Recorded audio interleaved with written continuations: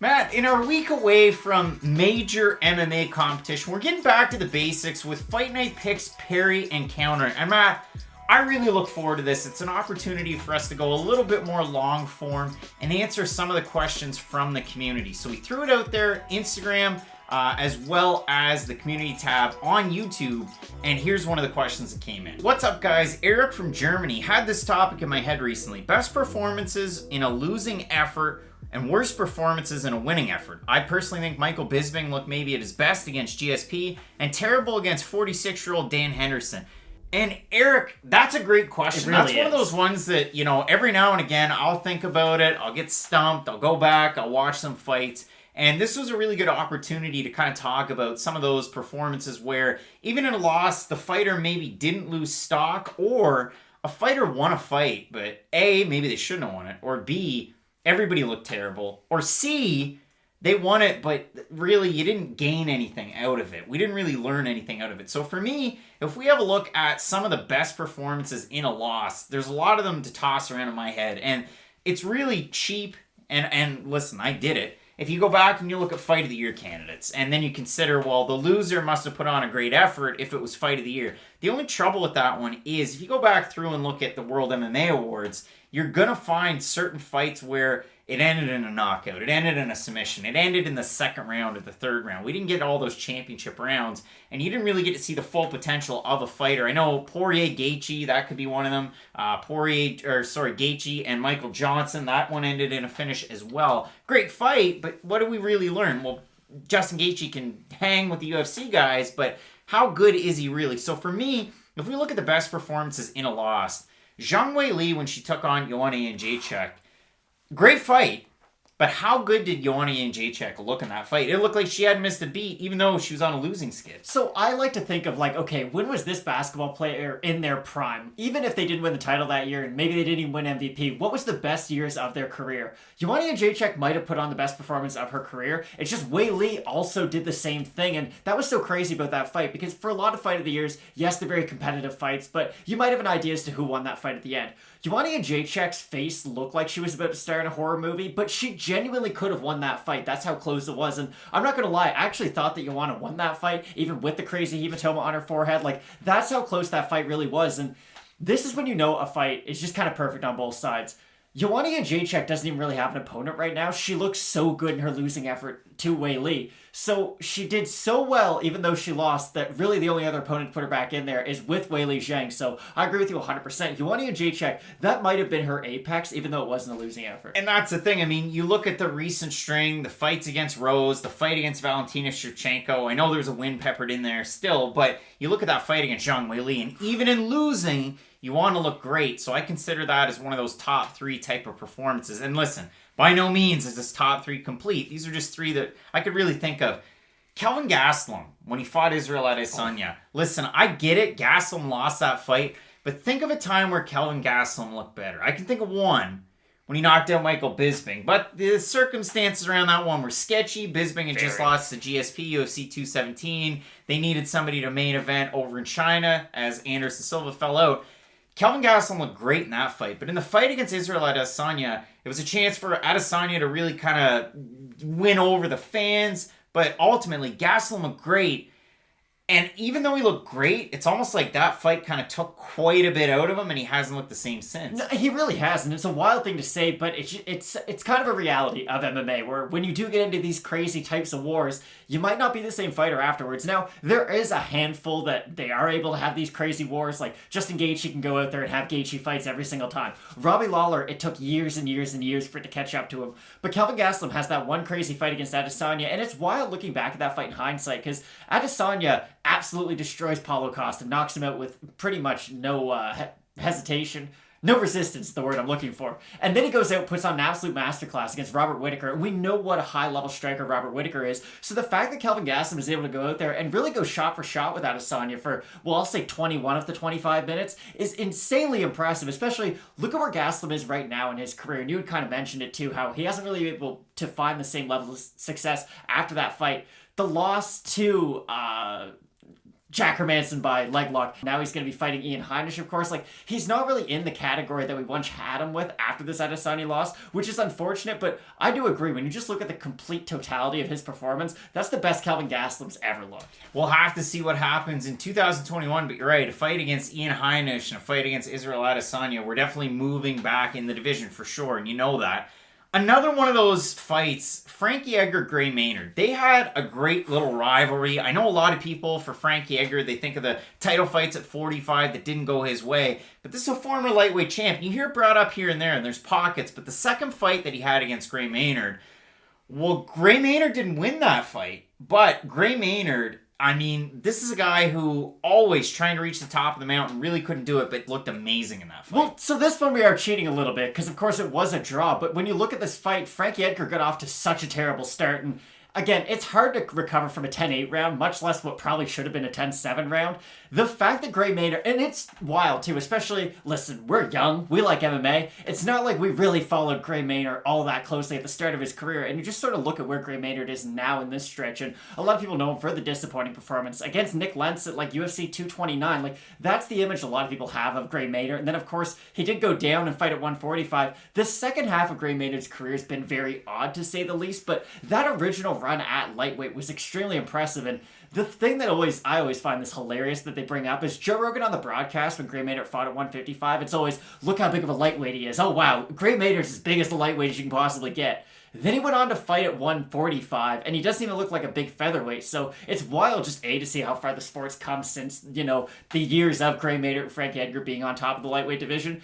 But that's another one of those fights where it is a little bit similar to the Kelvin Gastelum Israel Adesanya, where it just took so much out of Gray Maynard. We never saw the same version, because again, you got to think about their third fight. Gets off to another great start. It's looking a lot like the second fight, and then Frank Edgar comes back and stops Gray Maynard, and then of course Nate Diaz stops Gray Maynard, and then TJ Grant stops Gray Maynard. So it does start to become a bit of an avalanche for Maynard after this fight. But if this is sort of the last best version of Gray Maynard we're ever going to see, this is a performance that he can always be proud of. Like, yes, he didn't win the title that night, but if you fight to a draw with arguably the best pound-for-pound fighter, especially at the time in Frankie Edgar, how can you not be impressed by his performance? It was a great one there for Gray Maynard. And then, if you really want to talk about some of the fights where a fighter won, but they didn't really look at their best, we just went back and watched one of the weirdest fights. And this is the thing, it's not necessarily how poor the fighter looked, it was just the optics around the decision. If you go back and watch the fight between two Ultimate Fighter competitors, same year, where you had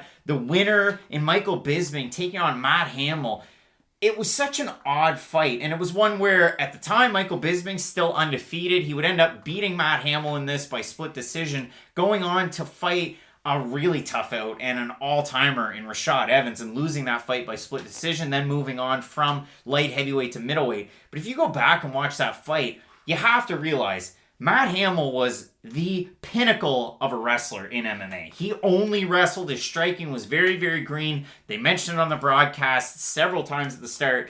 Matt Hamill looks like he wants to be a striker, but he's still green. He's still putting it together.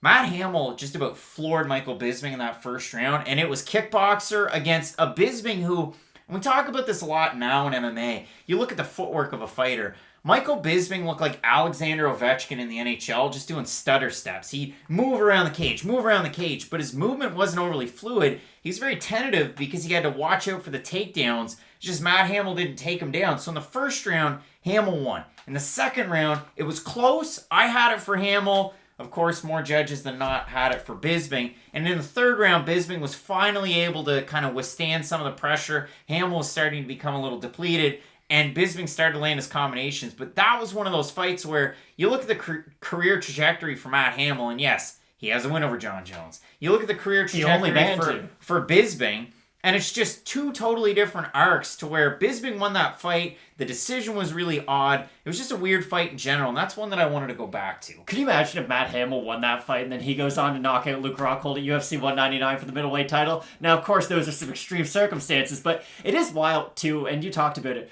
how the primary grappler was able to outstrike Michael Bisping, and we all know Michael Bisping is one of the better kickboxers to really ever go in MMA, and transition to have great MMA striking. But you could tell that he was kind of on the defensive because he was so hesitant of the takedown attempts of Matt Hamill. And to quote Shannon Sharp, Hamill put them tangs on Michael Bisping. He just didn't really care about the power coming back his way. Now, he did get caught near the end of the fight. Bisping did start to get his timing as the fight progressed, but the earlier part of that fight, when Hamill was just able to make it an ugly fight, it made it a much closer fight than you probably would have assumed.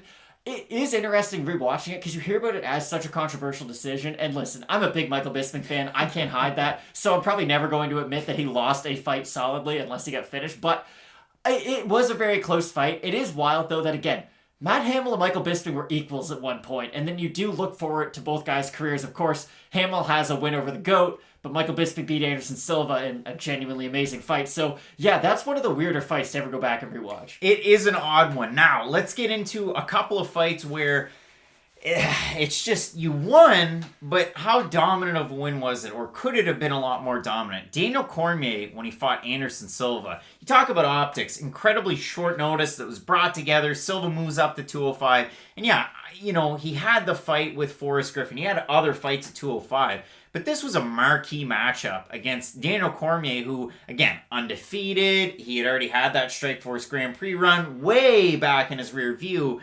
And in that fight, you go back and watch it, Anderson Silva fought better than a lot of people would think that he should have. It's really wild, because again, Daniel Cormier was supposed to fight, of course, John Jones the night of UFC 200, and then John Jones is going to John Jones. But DC, up until that point, finished Rumble Johnson, had a fight of the year with Alexander Gustafsson. Like, Daniel Cormier was at the peak of his powers at this point. And for Anderson Silva, who at the time was either 39 or 40, like, he was at pretty much the form of Anderson Silva that we know today. To see him go 3 hard rounds with Daniel Cormier, who then went on to knock out Stipe Miocic in the first round, like, it is a very odd fight. And for DC, I do kind of get it. There's a lot of pressure. You are still fighting Anderson Silva. It's on 2 days' notice. There's a lot of questions around it. And Anderson, I'm sure, still has that mystique standing across the cage room. Like, I couldn't imagine the amount of anxiety you would have just witnessing Anderson Silva across from you. I would be very nervous myself. Probably why I'm not Daniel Cormier and a multiple-time world champion.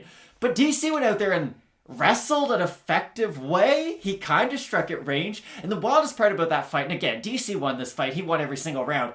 At the end of the fight, though, Anderson Silva hurts Daniel Cormier with a kick to the body. And it's not like he would have finished him by any means. I'm not going to make such a wild prediction, but he was able to hurt DC on the feet, and there was no real point in that fight where it felt like Anderson Silva was in danger of getting finished by Daniel Cormier, who, again, this is peak prime Daniel Cormier against an over-the-hill Anderson Silva. So, although it was 2 GOATs, not really in their primes, but still 2 GOATs competing against each other, it was a good win by Daniel Cormier.